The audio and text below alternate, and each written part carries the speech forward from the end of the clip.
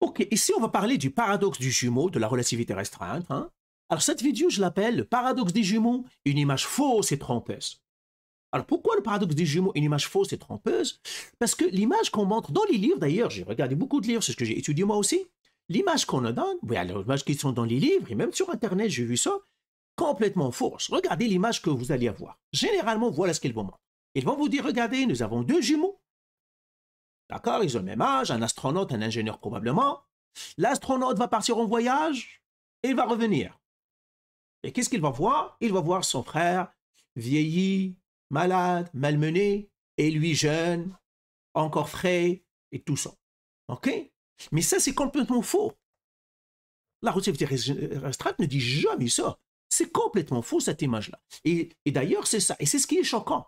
Et ça m'a choqué moi aussi. Comment, par exemple, le jeune, il va partir et puis il va revenir voir son frère malmené, et lui, il est frais, il est jeune, et puis il a encore la belle vie devant lui. C'est complètement faux, cette image-là. Cette image-là viole le principe même de la relativité. Donc, cette image-là viole le principe, premier principe d'ailleurs, hein, cette image, elle viole le principe fondamental de la relativité. Fondamental de la relativité.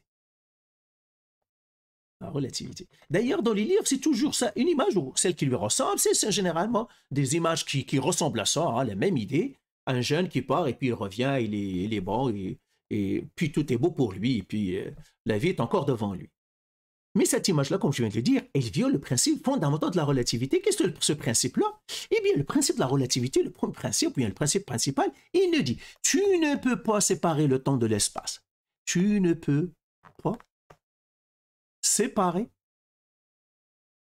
le temps de l'espace. Tu ne peux pas séparer le temps de l'espace. Et cette image-là sépare le temps de l'espace. Vous allez dire, mais comment il sépare le temps de l'espace? Eh bien, il le sépare. D'ailleurs, séparer le temps de l'espace, c'est ça la mécanique classique. La mécanique classique, elle sépare le temps de l'espace. Il te dit, tu sais, les référentiels inertiaux, ou bien les référentiels galiléens, quand on dit galiléens, eh bien, le temps est le même dans tous les référentiels et les distances sont pareilles aussi dans tous les référentiels. La distance que tu mesures dans un référentiel, ça va être la même distance que tu mesures dans un autre, et puis le temps que tu mesures dans un référentiel serait le même temps. Okay, ça, c'est séparer l'espace du temps. Mais la relativité, c'est ça ce qu'il vient de casser. Il vient de nous dire, tu ne peux plus le faire ça. Okay, ça, c'est le premier principe principal, c'est-à-dire le principe fondamental de la relativité. Et là, on le sépare inconsciemment, parce que c'est ce qu'on sait faire. Hein. Donc, c'est ça, c'est le bon sens. Mais le bon sens, dans ce cas-là, il est faux. C'est ça ce que la relativité restreinte vient nous apprendre. Il nous dit, attention, le bon sens, séparer le temps et l'espace, c'est complètement faux. Vous n'avez pas le droit et vous ne pouvez pas le droit. En tout cas, la nature ne les sépare pas. Maintenant, vous allez dire, mais comment ça sépare ça? Alors, regarde, on va faire quelques petits calculs pour que mon idée soit claire. Regardez, par exemple, prenons quelques calculs. Disons qu'on a les deux jumeaux. Je vais prendre même les deux images qui sont fausses pour montrer qu'elles sont fausses. Ben, le jumeau, c'est-à-dire j'ai un jumeau ici, un astronaute, et probablement un ingénieur ici, un jeune. Et puis le jeune, l'ingénieur va rester sur Terre et l'astronaute va partir. Et disons qu'il va partir avec une vitesse de 0,9996, c'est-à-dire presque la vitesse de la lumière. Je vais prendre les tailles des deux, parce que c'est très important, la taille de chacun. Disons, leur taille est 1,70 mètres. Leur âge, tous les deux, c'est 20 ans. La durée du voyage, c'est 1 an. Et maintenant, faisons les calculs, ce que la relativité restreinte nous dit. Alors, maintenant, avant de passer à la relativité restreinte, je vais résumer un petit peu les principes. Premier principe que la relativité restreinte nous dit, c'est que tous les référentiels inertiels, la physique, est la même dans tous les référentiels. Référentiel, c'est-à-dire la quantité d'informations physiques dans un référentiel sur un événement ou sur un phénomène, il est la même de chaque référentiel. Donc, la physique est la même dans tous les référentiels. La physique est la même dans tous les référentiels inertiaux. Dans tous les référentiels inertiaux. Les référentiels inertiaux. Ça veut dire quoi? Ça veut dire soit un référentiel inertial, eh bien c'est un référentiel que, si j'ai un référentiel déjà il est inertial, c'est un référentiel où les lois de la physique s'appliquent, d'accord? Eh bien tout autre référentiel qui se déplace avec une vitesse constante par rapport à lui aussi la physique est la même, on va trouver les mêmes lois de la physique. Hein. Donc c'est ça les référentiels inertiaux. Deuxième chose que nous dit la relativité restreinte, et c'est là la plus importante, il nous dit que la constante de la vitesse de la lumière est constante, mais de la vitesse de la lumière est constante, on peut déduire que le ds au carré, le temps propre, et est égal, qui est égal à ct au carré, bah, je mettrai un delta, égal à c au carré delta t au carré, moins delta x au carré, cela, il nous dit, c'est une constante. C'est ça ce que ça nous dit. Hein? Ça nous dit, le temps propre, il est le même dans tous les référentiels. Tu mesures ce temps-là, tu vas trouver la même chose. Qu'est-ce que ça veut dire? Eh bien, si j'ai les jumeaux, ça veut dire que le c au carré delta t1 au carré, moins delta x1 au carré, il est égal, c au carré ici, c'est pas c2, c au carré, il est égal à c au carré delta t2 au carré, moins delta t1 dx2 au carré. Que ça veut dire? Si le T1 et T2, c'est le jumeau, le premier jumeau, eh bien, ça va être égal au deuxième jumeau. Ici, je vais mettre M et S. Hein.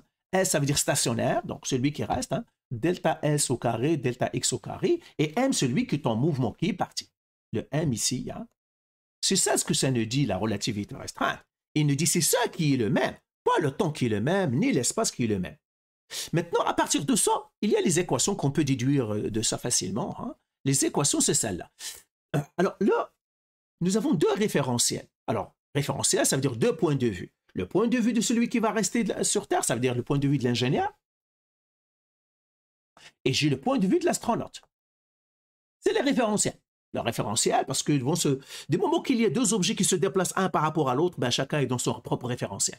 Parce que c'est ça la physique. Un référentiel est défini par la vitesse. Si les vitesses sont zéro, ben vous êtes dans le même référentiel. Si vous ne bougez pas un par rapport à l'autre, mais s'il y a un qui bouge par rapport à l'autre, eh ben vous êtes dans deux référentiels différents, donc vous êtes dans deux points de vue différents.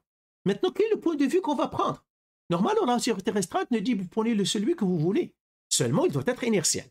Alors, si on regarde l'ingénieur qui va rester, lui, il est inertiel. On va considérer l'inertiel parce qu'il n'a pas bougé, il est resté sur Terre.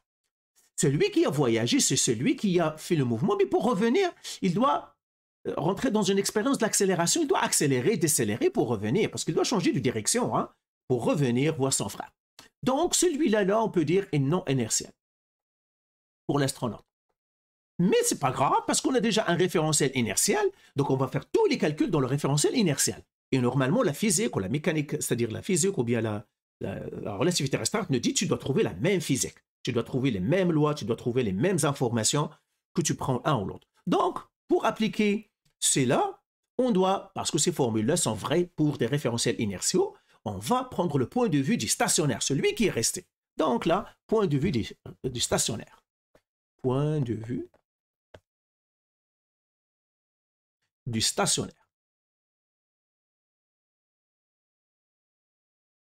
Alors, le point de vue du stationnaire, quelles sont les équations? Qu'est-ce que le stationnaire va voir? Eh bien, le stationnaire va voir ça, delta TS, il va voir, il est égal à delta Tm, ok, divisé par la racine carrée de 1 moins V au carré sur C au carré. Ça, c'est la formule. Hein. Donc, c'est ça. On l'a déduit d'ailleurs de ce principe-là que, c'est-à-dire le temps propre est constant, hein, vous pouvez les déduire de ça. Alors là, la même chose, qu'est-ce qu'il va voir? Il va voir les longueurs. La longueur LS, c'est ça la longueur L. Ce qu'il va observer de son frère, il est égal à la longueur LM, c'est-à-dire la longueur propre, divisé par la racine de 1 moins V, fois, on va diviser ici, c'est fois. C'est la longueur M est égale fois la racine carrée de 1 moins V au carré sur C au carré. Alors, c'est ce qu'on appelle la dilatation du temps et la contraction des espaces. Et c'est tout à fait normal, parce que la formule ici, quand il me dit que ça doit rester constante, si delta S augmente, ben delta X doit augmenter. Si delta T diminue, le delta X doit diminuer pour que la différence reste pareille. Donc, c'est pour cela que la dilatation du temps et la contraction des espaces à cause de cette formule-là. Hein. Donc, c'est celle-là qui est constante. C'est pour cela qu'on n'a pas le droit de réfléchir le temps tout seul et l'espace tout seul. Maintenant, faisons les calculs pour les jumeaux. Alors, faisons le calcul. Je vais le faire, les calculs ici. Hein. Alors, pour le jumeau de delta S, son frère, qu'est-ce qu'il va voir? Il va voir comme ça. Il va dire, mon frère, il est parti pour une année. Delta S. Ben, dans l'espace, c'est-à-dire le frère, il a passé une année la durée du voyage pour le frère. Eh bien, ça va rester égal à 1 sur la racine carrée de 1 moins v au carré, on a dit c'est 0,99999c au carré, qui divise c au carré. Alors, c'est un petit calcul, celui-là, c'est vraiment facile. Ça serait 1 sur la racine, les c au carré vont sauter, et bien ça va nous rester 1 moins 0,9999 au carré. Et là, on va regarder combien de temps il s'est passé pour le voyageur. Alors là, on va voir ça. On va faire 1 qui divise, 1 fraction, la racine de 1 moins 0,9999. Je prendrai 4,9 hein, pour rendre la plaisanterie. Et c'est 70,7. 70,7 ans. Donc, celui qui sur le stationnaire, il va dire que mon frère, il est parti pour 70 ans que ça. Ça veut dire que les âges maintenant, ça serait quoi? Eh bien, si je regarde le stationnaire, son âge du stationnaire, ben, je vais les écrire ici. L'âge ici, donc alors je vais les effacer. Alors, lui ici, après le voyage, il va voir son âge à lui. Il a déjà 20 ans, il va ajouter un 70, il a 90 ans. Alors, vraiment, il est amoché. Lui, il a 90,7 ans. Lui, il a 21 ans. Parce que c'est ça, donc il est parti, il est heureux, c'est 21 ans. Maintenant, on doit calculer les longueurs. Parce que c'est ça ce qu'on font beaucoup de livres. Il s'arrête là.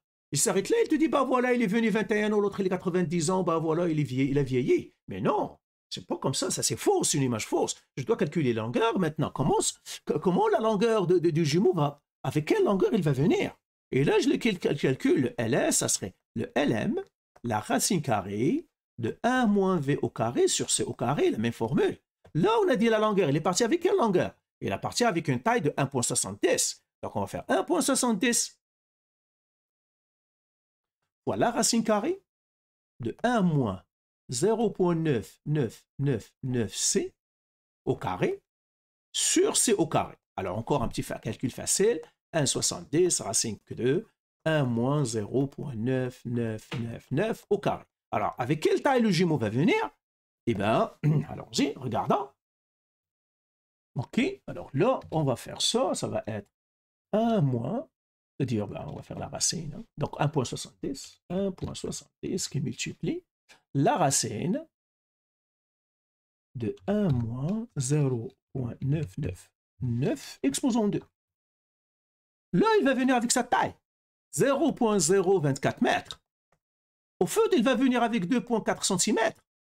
Sur un mort avant même, je ne crois pas qu'il y ait un être, c'est-à-dire un humain, avec ça qui va avoir une taille comme ça. Okay? Donc, le frère, il va venir, mais pas aussi beau, aussi joli, il va venir lui aussi amoché que son frère, seulement il va être tellement petit, 2,4 cm. C'est ça ce que ça va être sa taille. Donc, cette image-là, il est complètement fausse. Il ne va pas venir avec cette taille-là. Il va venir plus jeune, oui, 21 ans, pas de problème, mais avec une taille bien plus petite, 2,4 cm. Et je ne crois pas que j'aimerais venir avec 2,4 cm là, comme une taille. Donc, c'est ça. Alors, normalement, il va venir quelque chose comme ça. Hein. Si on veut faire l'image, c'est comme ça comment ça doit être. Lui, il va venir jeune, oui, mais complètement amoché comme son frère, mais d'une autre manière. C'est pour cela que j'ai dit que le principe le paradoxe des jumeaux, l'image qu'on donne et la résolution qu'on donne, il est complètement fausse. On ne donne pas complètement l'image, ou bien complètement l'effet, et c'est pour cela qu'on est un peu surpris, on est un peu basourdi, parce qu'on dit, mais voilà, est-ce que la nature n'est pas juste? Comment ça que le frère peut venir? Comment la physique peut permettre que quelqu'un, c'est-à-dire, on viole en quelque sorte un principe est né, hein, donc, c'est-à-dire le principe d'équité là-dedans. Mais en fait, la réalité est non. Donc, cette image-là, encore une fois, elle est complètement fausse parce qu'il sépare le temps de l'espace et tout. Hein. Il ignore une partie importante de calculer la longueur du jumeau. Donc, voilà pour cette vidéo. J'espère que ça va aider. C'est tout. Allez, bye.